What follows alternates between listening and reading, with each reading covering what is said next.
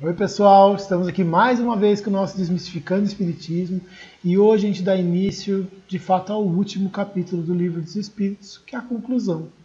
Essa conclusão, assim como a introdução, ela é redigida pelo Kardec, né?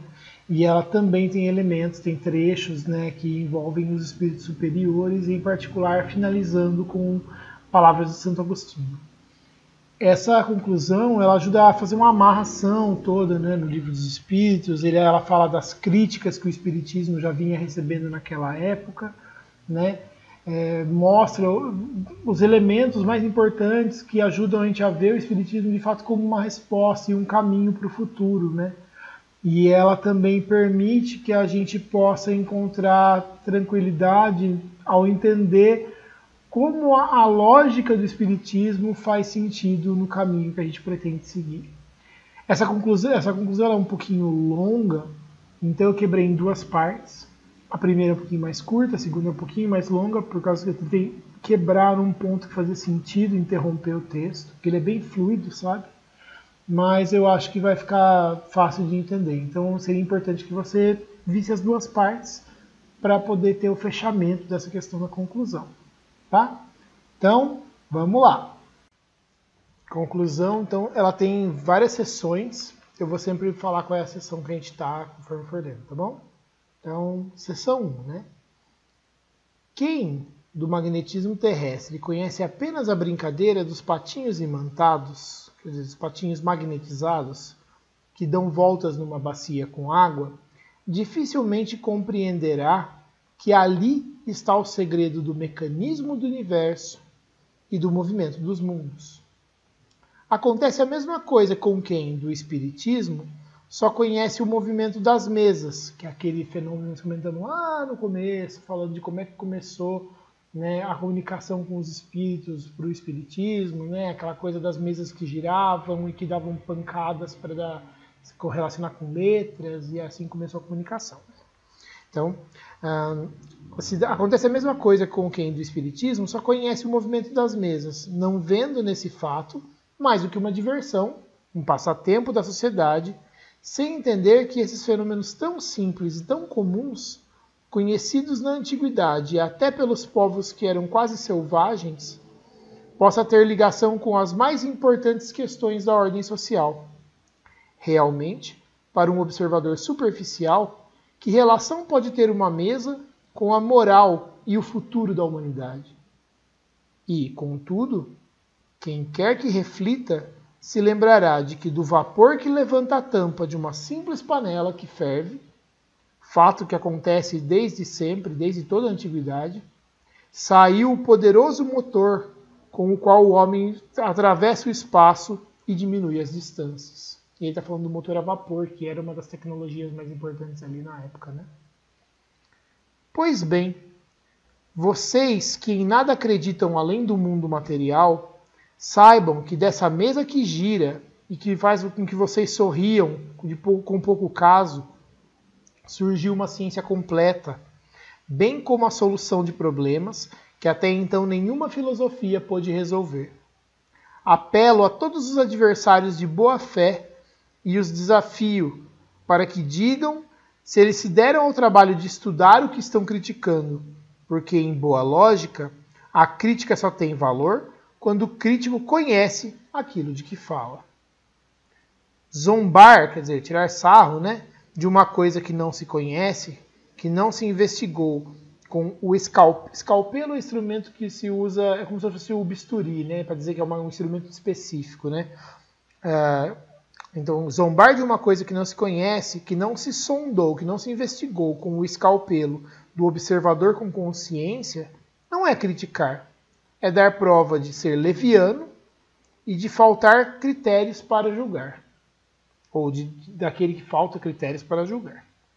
Certamente, se tivéssemos apresentado essa filosofia como a obra de um cérebro humano, ela teria gerado muito menos descaso e merecido as honras do exame daqueles que pretenderam lhe dar a sua opinião.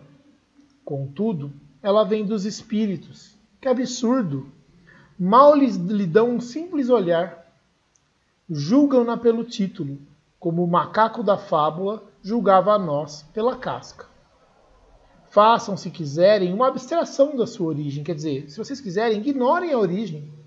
Suponham que este livro seja a obra de um homem e digam do seu íntimo, com sã consciência, ou seja, com uma consciência muito tranquila, depois de que vocês terem lido isso seriamente, se vocês acharam ali conteúdo para zombaria, ou seja, se ali tem coisa para tirar sarro, tem alguma coisa para dar risada. Seção 2. O Espiritismo é o mais temido antagonista, ou seja, adversário do materialismo. Não é, portanto, de admirar que tenha por adversários os materialistas. Mas como o materialismo é uma doutrina que mal se ousa confessar, quer dizer que as pessoas não têm aquela firmeza para dizer eu sou materialista. Isso talvez fosse... Hoje em dia acho que está um pouco mais comum, mas naquela época era muito menos, né? Mas vamos lá. Mas como o materialismo é uma doutrina que mal se ousa confessar, prova de que seus adeptos não se consideram bastante fortes e de que são dominados por sua consciência, eles se acobertam com o manto da razão e da ciência. Então, ele está querendo dizer assim, que as pessoas não têm coragem de se dizer materialista, né? E que eles se consideram assim, inseguros e aí usam a ciência como uma justificativa para dizer que são materialistas por causa dela. Ele continua. E, coisa estranha, os mais céticos chegam a falar em nome da religião, que não conhecem e não compreendem melhor do que o Espiritismo. Ou seja, eles não entendem nem de religião nem de Espiritismo e usam a religião como desculpa para dizer que é isso que é o problema do Espiritismo.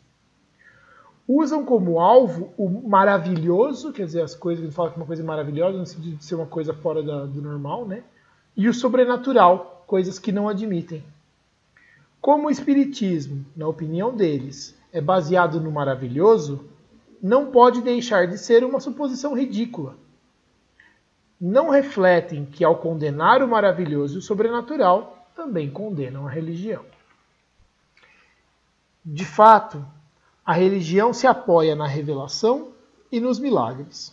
Ora, o que é a revelação se não comunicações extra-humanas? Quer dizer, comunicações que vêm de coisas que não são humanas, né? Todos os autores sagrados, desde Moisés, têm falado dessa espécie de comunicações. O que são os milagres, se não fatos maravilhosos e sobrenaturais por excelência, já que eles são, no sentido litúrgico, ou seja, no sentido da Bíblia, derrogações das leis da natureza, ou seja, distorções, quebras, né, negações das leis da natureza. Logo, rejeitando o maravilhoso e o sobrenatural, rejeitam as próprias bases da religião. Mas não é desse ponto de vista que devemos encarar a questão. Não cabe ao Espiritismo examinar se há ou não milagres. Isso é, se é agradável a Deus em certos casos, negar as leis eternas que regem o universo. Então ele quer dizer assim, o Espiritismo não está preocupado em dizer se existe milagre ou não, se quando Deus faz, se Deus pode ou não quebrar as regras que ele mesmo criou para o universo para fazer alguma coisa que interessa para ele. A esse respeito, o Espiritismo permite inteira liberdade de crença. Diz e prova que os fenômenos em que se baseia só têm de sobrenatural a aparência. Então o que ele está querendo dizer é assim, ele fala assim, olha, o Espiritismo não está preocupado em dizer se existe milagre no sentido de quebrar as leis da natureza, né? Ele fala assim, olha a coisa que o Espiritismo ele fala que os fenômenos que se baseiam nele só parecem sobrenaturais, mas estão na natureza. Esses fenômenos só não parecem naturais a algumas pessoas porque são excepcionais e por estarem fora dos fatos conhecidos. Então o que ele quer dizer assim, quando fala que são excepcionais, quer dizer, são coisas que são exceção, não é o comum, não é o que a gente costuma ver, né? Não são fatos conhecidos para todo mundo, então por isso parece uma coisa que não é natural, né? Entretanto, não são mais sobrenaturais do que todos os fenômenos cuja explicação a ciência hoje dá e que pareceram maravilhosos em outra época. Todos os fenômenos espíritas, sem exceção, resultam de leis gerais. Inclusive, ele destaca, sem exceção. Revelam-nos uma das potências da natureza, potência desconhecida, ou melhor dizendo, incompreendida até agora, mas que a observação demonstra estar na ordem das coisas. Então, está querendo dizer que os fenômenos espirituais, eles são uma das forças da natureza, né? E que, mesmo que a gente não entenda, a observação tem demonstrado que eles fazem parte da ordem natural das coisas. Dessa forma, o espiritismo se apoia menos nas coisas maravilhosas e no sobrenatural do que a própria religião. Os que o atacam sob esse ângulo mostram que não conhecem o espiritismo, né? E ainda que fossem os maiores sábios, nós lhes diríamos: se a ciência de vocês, que ensinou a vocês tantas coisas, não lhes ensinou que o domínio da natureza é infinito, quer dizer, que a natureza compreende tudo que existe, né? Então vocês não são nem metade tão sábios quanto pensam. Seção 3. Vocês dizem que desejam curar o vosso tempo, o vosso século, de uma mania que ameaça invadir o mundo. Quando ele fala o vosso século, é o tempo que as pessoas estavam vivendo. E quando ele chama de mania, ele fala que é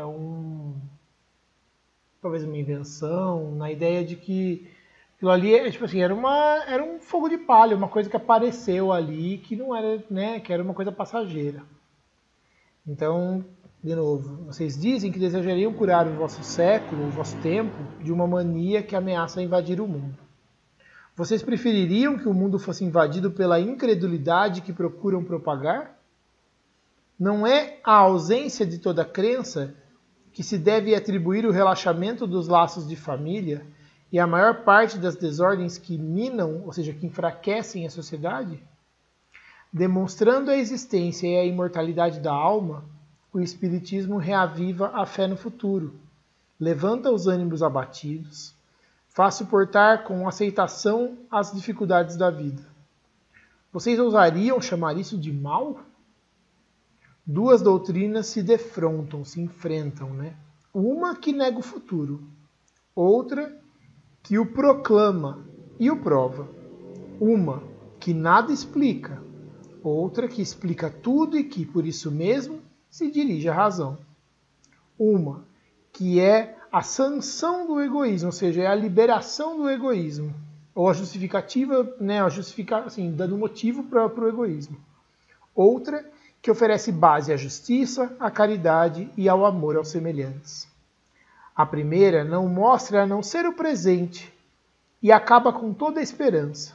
A segunda consola e torna evidente o vasto campo do futuro. Qual a mais perigosa?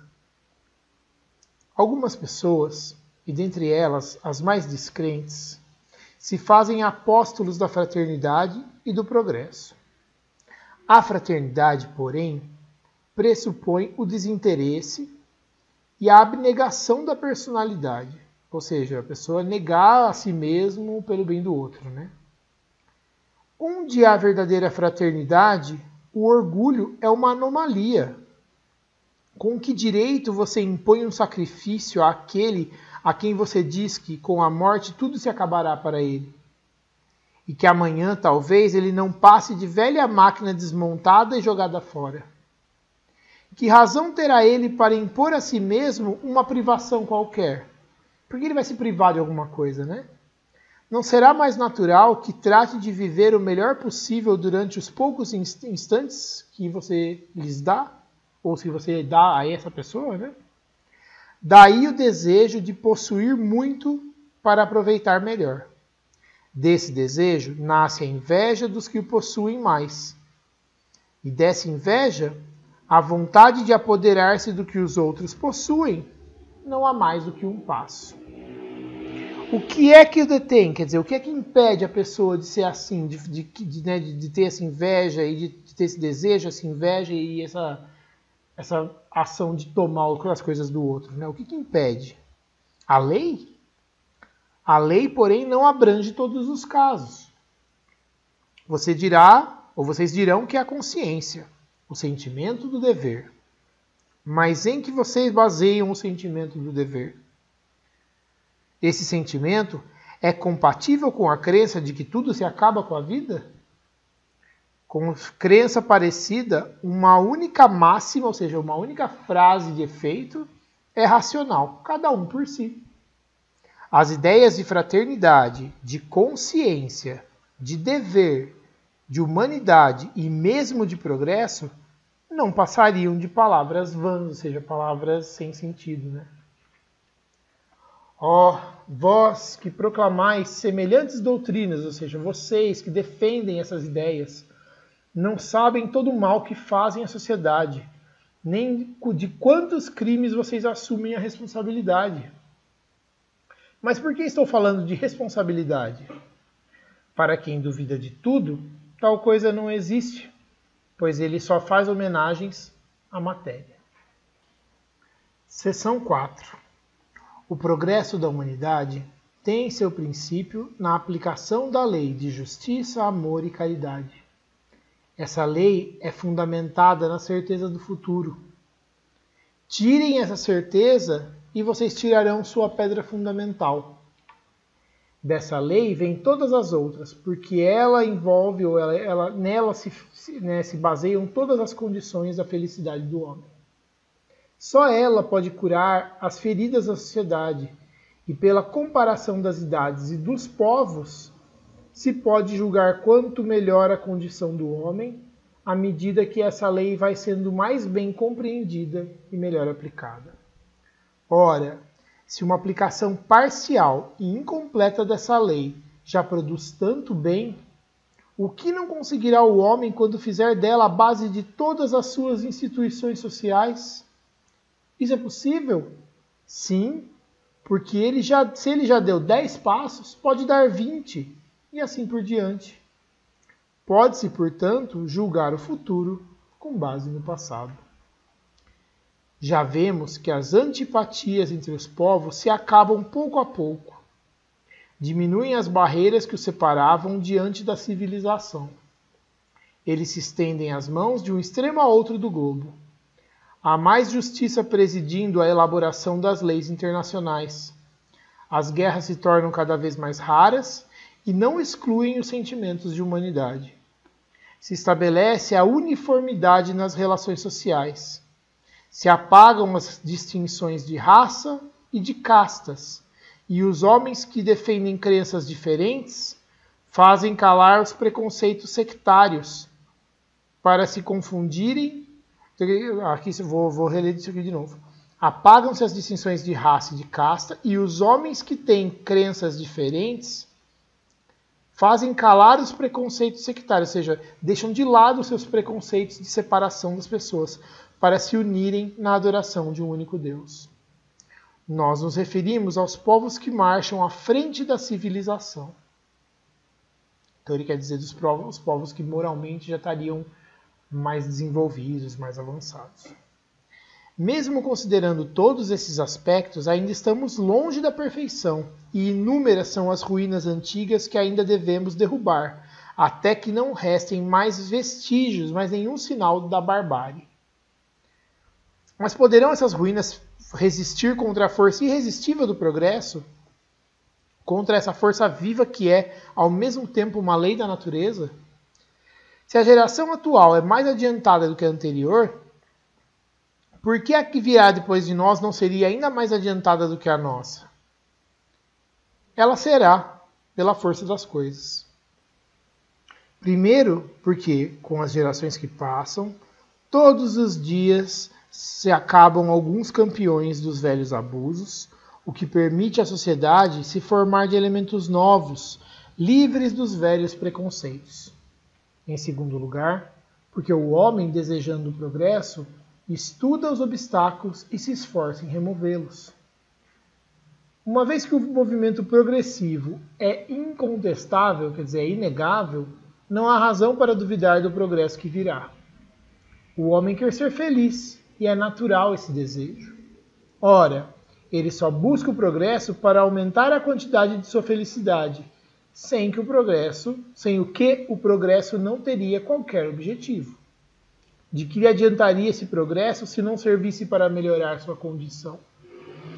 Quando, porém, o homem conseguir a soma das alegrias que o progresso intelectual lhe pode proporcionar, ele se dará conta que sua felicidade não está completa. Reconhecerá que essa felicidade é impossível sem a segurança das relações sociais. Segurança que somente no progresso moral ele pode encontrar.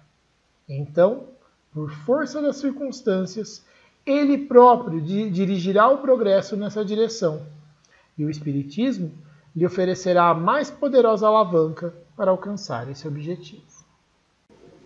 Com essas palavras, eu vou encerrar esse episódio, embora o assunto obviamente não tenha terminado. Eu vou tentar fazer a quebra num ponto em que faça sentido a gente continuar, mas eu peço para você que você assista aos próximos episódios, porque esse fechamento ele é tão importante quanto tudo que a gente leu, ele ajuda a gente a fechar a ideia em torno do que é o Espiritismo de fato e como ele pode colaborar com a vida da gente, com o nosso crescimento espiritual.